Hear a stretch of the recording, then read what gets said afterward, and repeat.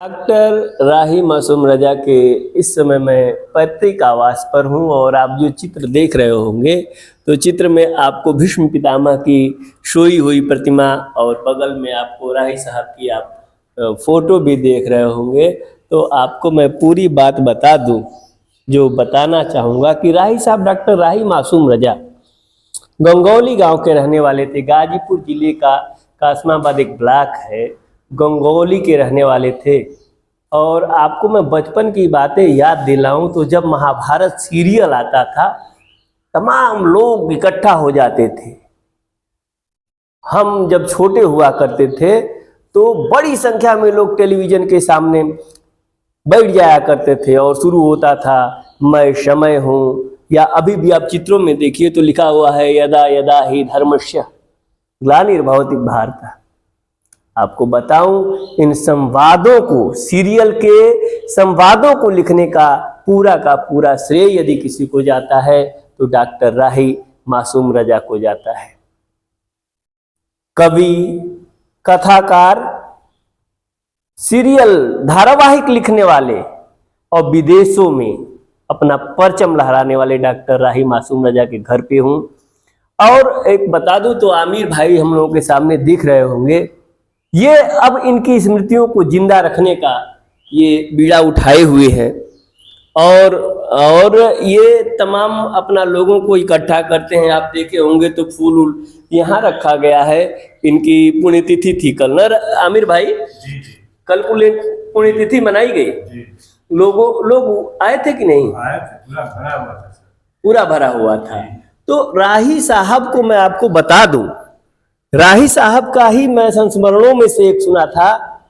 जब राही साहब ने ये कहा था कि मुझे अलीगढ़ जाने के लिए कहा गया था, मुझे अलीगढ़ जाने के लिए कहा गया था, नहीं रायबरेली जाने के लिए कहा गया था, लेकिन मुझे कोई गंगौली से अलग नहीं कर सकता। उस गंगौली में मैं इस समय हूँ। राही साहब का मैं आपको घर भी दिखाऊंगा। आमिर भाई उन्हीं के परिवार से हैं जो यहाँ पर ये सब उनकी स्मृतियों को संजोने का काम कर रहे हैं वर्तमान में। बड़ी बात है, मैं आपको बता दूं तो राही साहब ने गोलमाल, मैं तुलसी तेरे आंगन की, अरे बड़े सारे संवाद, नीम का पेड़, आधा गांव जैसे उन्होंने लिखी हैं अमर कृतियां। कुछ और भी आपको मैं पढ़ के बता दूंगा। मैं तुलसी तेरे आंगन की मैं बताया ही।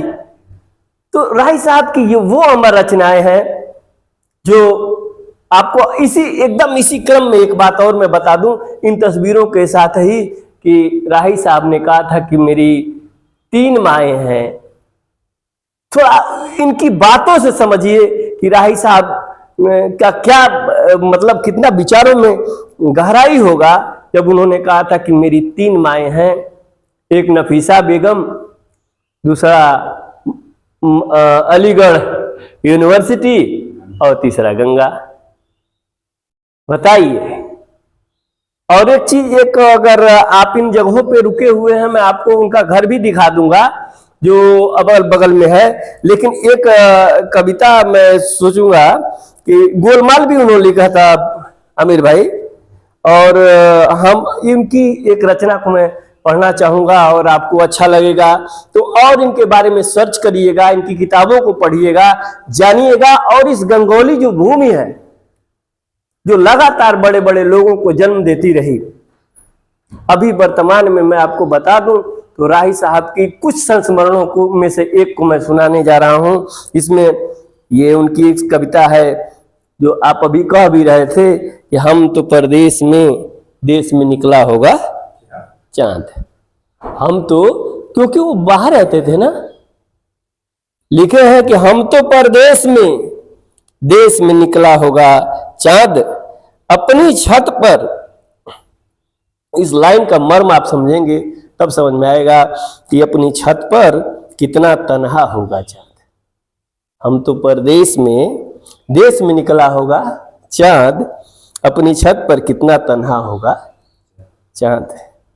जिन आंखों में काजल बनकर, जिन आंखों में काजल बनकर तेरी काली रात, उन आंखों में आंसू का एक कतरा होगा चांद। रात में ऐसा पेच लगाना टूटी हाथ से डोर आंगन वाले नीम में जाकर।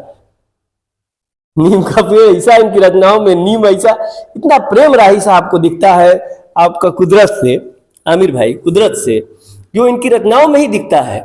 क्या कहते हैं कि आंगन वाली नीम में जाकर अटका होगा चांद। जो भी साहित्य प्रेमी है, आज हमारा जो गंगौली गांव है विश्व पटल पर अंकित है, विश्व पटल पर अंकित है उनकी इन्हीं रचनाओं के कारण। चांद बिना हर दिन यूं बीता।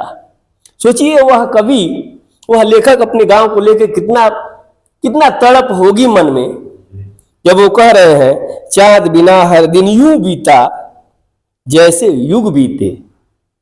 बताओ, जैसे युग बीते मेरे बिन किस हाल में होगा, ऐसा होगा चांद।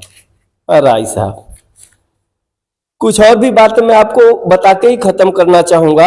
हाँ, उन्हीं लोगों से दुनिया में शिकायत है हमें।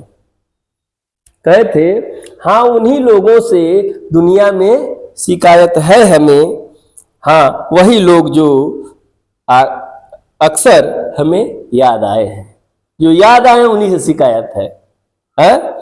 इस और अंतिम, इस सफर में नींद ऐसी खो गई, इस सफर में नींद ऐसी खो गई, हम न सोए, देखिए, हम न सोए रात थक कर सो गई, हम न सोए रात ही थक कर सो गई। तो राही साहब के बड़े सारे, आइए मैं आपको उनके वो कुछ घर भी दिखा देता हूँ, आमिर भाई दिखवाएंगे, और पुष्पार्पण भी कर लूँ तो ये तो हमारा सौभाग्य होगा आमिर भाई। और आप चूंकि आयोजक हैं तो ये तो बहुत बड़ी बात है।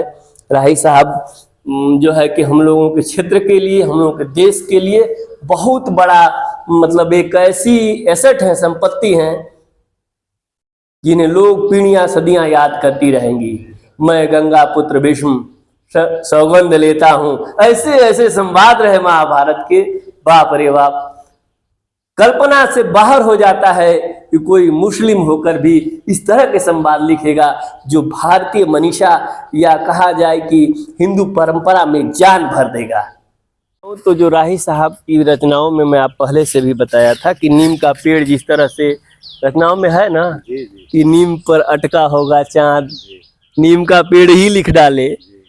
अब उनके जो वंशज हैं, जो शेष रह गए, एक नीम का पेड़ आप देख रहे होंगे, तो वो वाला नीम का पेड़ तो नहीं है, क्यों आमिर भाई? लेकिन अब स्मृति मात्र के लिए रखी गई है। और ये घर आपको दिखा दूं आमिर भाई, ये उस जमाने का ही घर हुआ करता है ना। अब सोचिए कि घराना भी एक हिसाब का रहा होगा, क्यों आमिर भाई? तभी तो उस जमाने में भी लगता है कि ऐसे सीमेंट इत्यादि लगा हुआ है अंदर। तो राही साहब के इन्हीं संस्मरणों के साथ उम्मीद करता हूँ आप और बढ़िया उनकी संस्कृतियों को अपने तरीके से खोजेंगे, जानेंगे और समझेंगे, और फिर आपको फक्र होगा डॉक्टर राही मासूम रजा पर, जिन्होंने गंगा जमुनी तहजीब की बहुत बड़ी मिसाल पेश की। यह बताया कलाकार किसी धर्म किसी कौम का नहीं है। और एक बात और, कि देश के लिए जो कर जाता है कलाकार, वैज्ञानिक, उन्हीं की गई चीज़ों पर आज हम और आप फक्र महसूस करते हैं। इन संस्मरणों के साथ गंगौली से मैं गोपाल सिंह।